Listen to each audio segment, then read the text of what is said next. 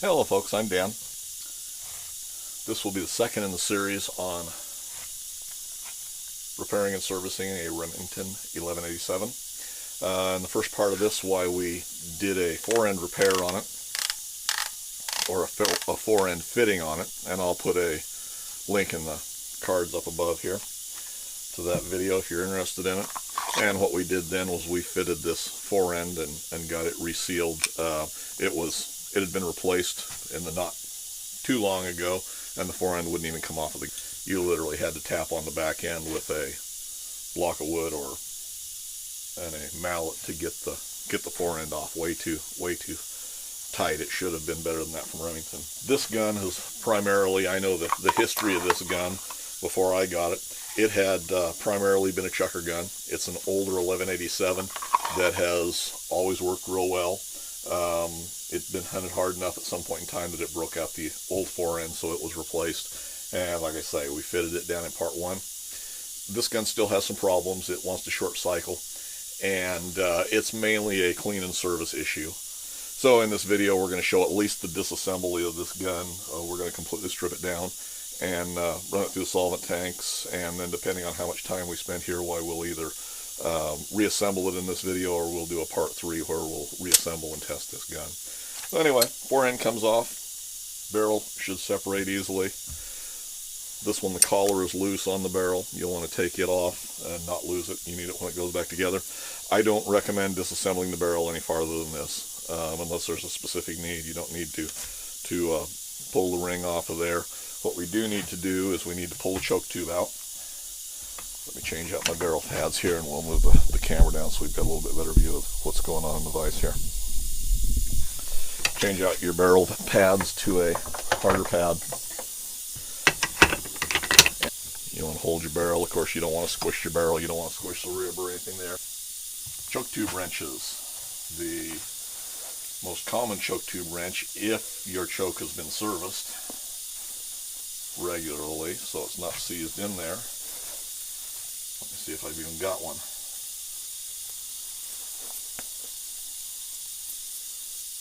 Your best choke tube wrench costs you about 25 cents. And you should be able to, and you have, unscrew your choke tube.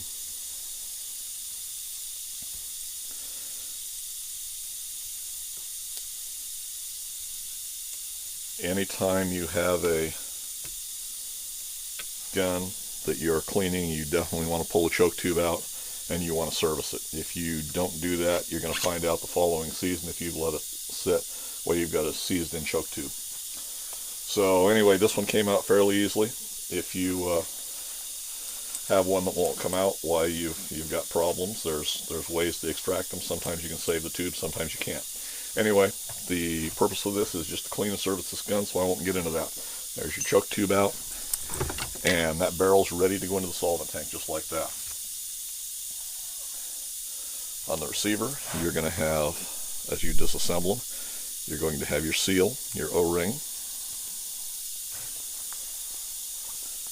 Depending on the condition, we always recommend they be replaced, but depending on how often it's cleaned up, why sometimes you will need to replace those, sometimes you can reuse them. Now as I disassemble this, you've got your 2 rings that go in here, and this ring is actually damaged. I see we've got a big hunk out of it. It should be a full ring going back together.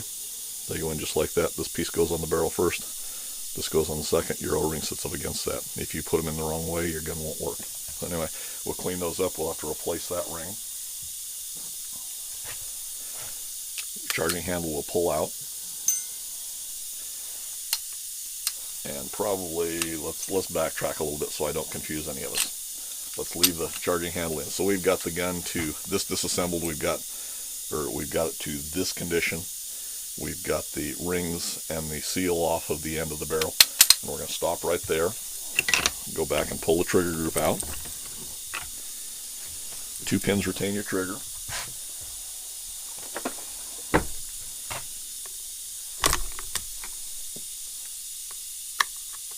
Depending on how tight they are in the receiver, depends on which side I push them out from. Normally these have one retainer on for each trigger pin, in the trigger group. There's a couple of different ways they'll go together. Your trigger group will pop out just like that. These are your retainers that hold your trigger pins in. You can see that little pin right there, that little circlet they call them. There's one there. And there's one there. And they retain on there. This one actually has two, one on either side. Usually you will find these and they only have one left on them, whether they came with one from the factory, whether one had been lost or, you know, serviced and someone had taken them apart and not done it. For a normal cleaning, that's all the farther you really need to take that trigger group down to run it through your solvent tank or your ultrasonic cleaner.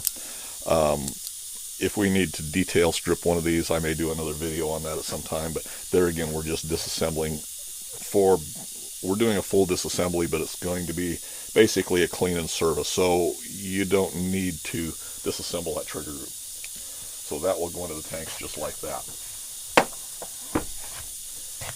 From there, we have the pickle fork in the back. I don't know if we can see it or not here, and everything has to go in a certain way. There's our pickle fork in the back. From there, we can go ahead and pull our charging handle out. It can be cleaned. The rest of your bolt will slide, the bolt and your action bar will slide out to the front. To get them to release on the 1100s and the 1187s, you have to reach inside the receiver right there. I don't know if that's showing that. I don't know if we've got a good view of that or not. The shell latch right there. With the receiver inverted, you can reach in and you can feel the toggle will come in and out. You depress that shell latch, the action bar and the bolt will come out to the front and slide right on out the front. So you've got an assembly that looks like this. From there, your bolt will come out there. That's realistically all the farther you need to disassemble the bolt, unless you see some definite damage to them. They've got a good extractor there. Everything looks good. I don't see any broken parts. So your bolt's disassembled and ready to go into the solvent tank. On your action bar, they're usually pretty bulletproof unless you see something broken. Sometimes you will see one of these broken, and usually one of the ears will have broken off. Otherwise, if that all looks good, you've disassembled that as far as is necessary, it can go into your solvent tank to be cleaned. Then you're going to reach in and remove your pickle fork, which is right in here. Depress the two back halves of it, slide it forward out of its spring pocket. You rotate it up and out and it comes like that. These can be a weak point on the 1100s and the 1187s. You'll break one ear off of the link.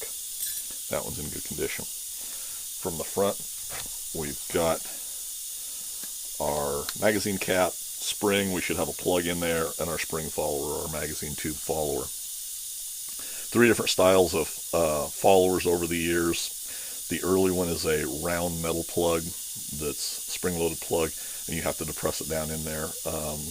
You pry them out with a screwdriver and do them. The second type is this, and the third type operates the same way, but I see they've got a longer, more of a protrusion. And I believe what they've done is incorporated a plug into that style of magazine cap, but magazine retainer, but it operates the same way. Any kind of a screwdriver will fit in the slot in the end. Put it in, depress it, quarter turn, and it will release it, hopefully without shooting it out. And there's your retainer. There's your plug. There's your recoil spring. And we should have a magazine follower here. And the follower on this style is operated the same way as the plug. You may have to fish in there to find out where the plug is going to line up with the slots, because it is slotted to match the indentations in the magazine tube itself.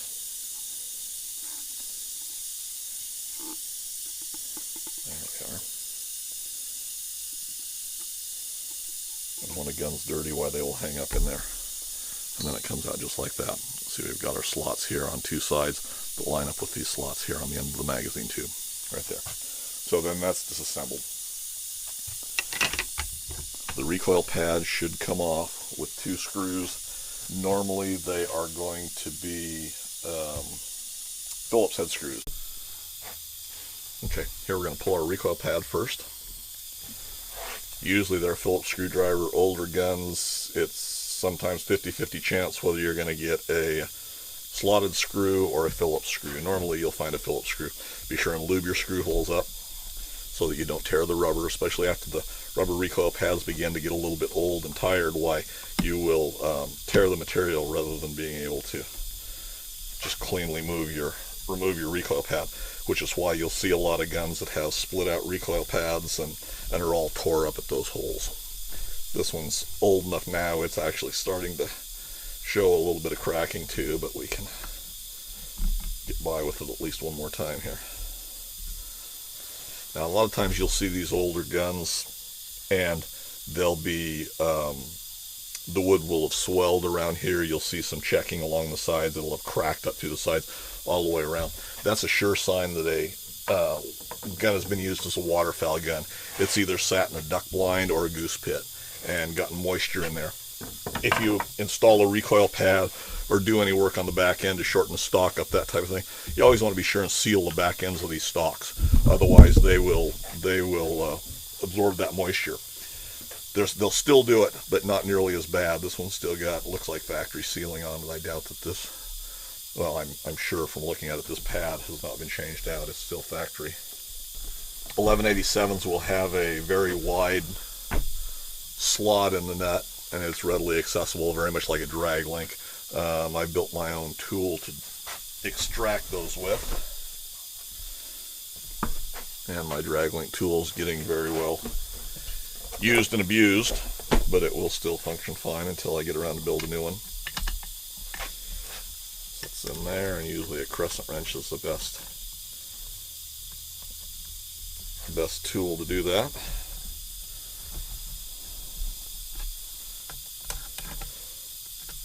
There again, a gun that's been excessively hunted out of a goose pit or a duck blind and has got those moisture problems. Occasionally you'll find one of these that's severely rusted in place, and you'll have a heck of a time getting them out. And sometimes you have to be very creative to get them apart without doing any damage to the stock or the gun.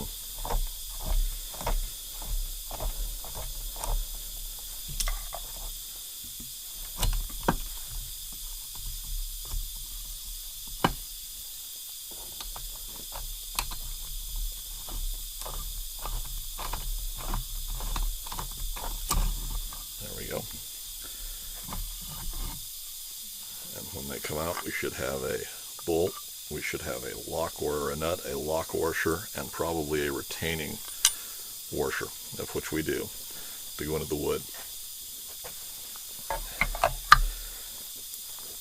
This is your nut. It goes on the very back end, threaded internally. There's where our little tool fits to extract it. Then we end up with a standard lock washer. I won't say standard, but it is a standard style lock washer. And then inside you will find a standard washer, which has usually two little indents on them from the factory.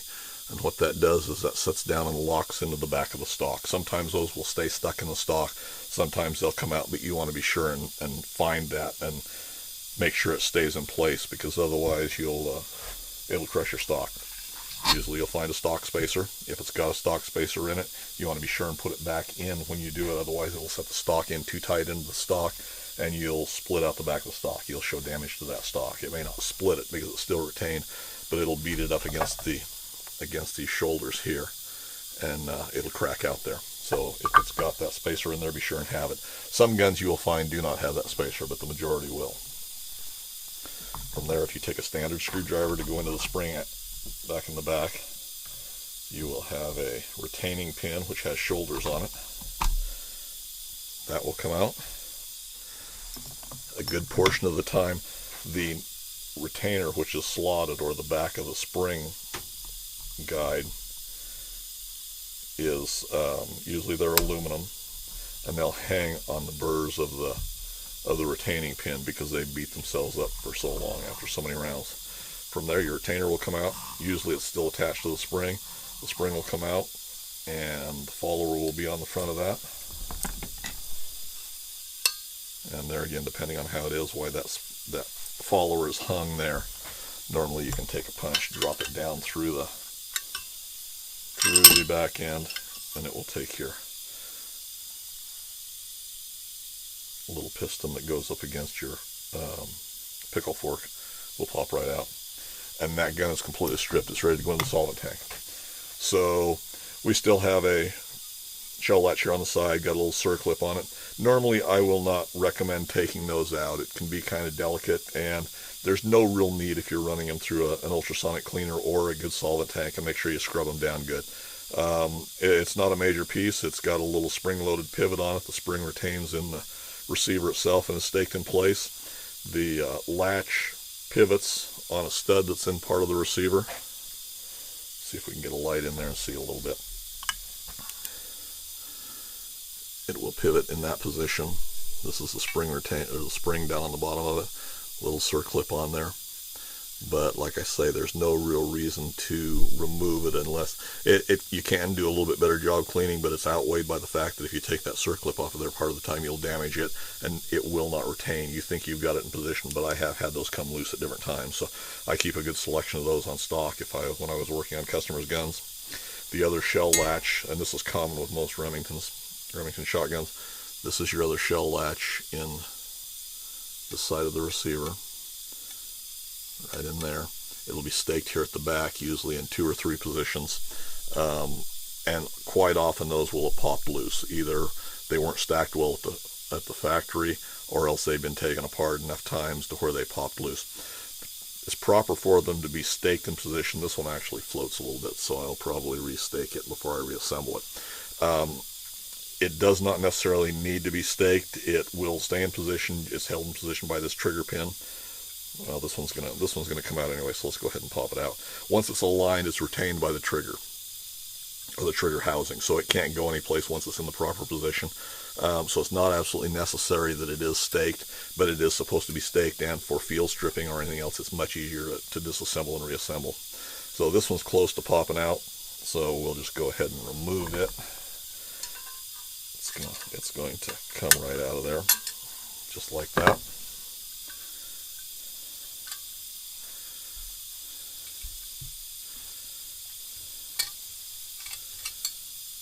So that's what that shell latch looks like. From the factory, it has 3 staking positions on it.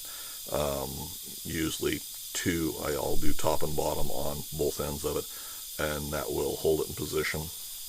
On the 1100s, you have to be careful when you restake them, because the action bar slides back past there. If you're not careful when you stake those, why you can move enough metal up into that channel for the action bar that it will jam the gun or slow down cycle time. So this gun's been hunted a lot. I know, like I say, I know the history of this gun before I got it. So I pretty much know what it's been used for. It shows a little bit of wear, but all in all, it's in very good condition. I don't anticipate any other problems that won't be cured just by clean and service. We've got some lead fouling, or some powder fouling in the chamber itself. I can feel a little bit of roughness there, so I speculate that's the primary cause for it short cycling, is that. So if you've got any questions or comments, go ahead and leave them in the comment section for me below. If you find this helpful, why hit that subscribe button, and if you hit the bell notification, you'll know when I put out a new video. Thanks for taking the time to watch.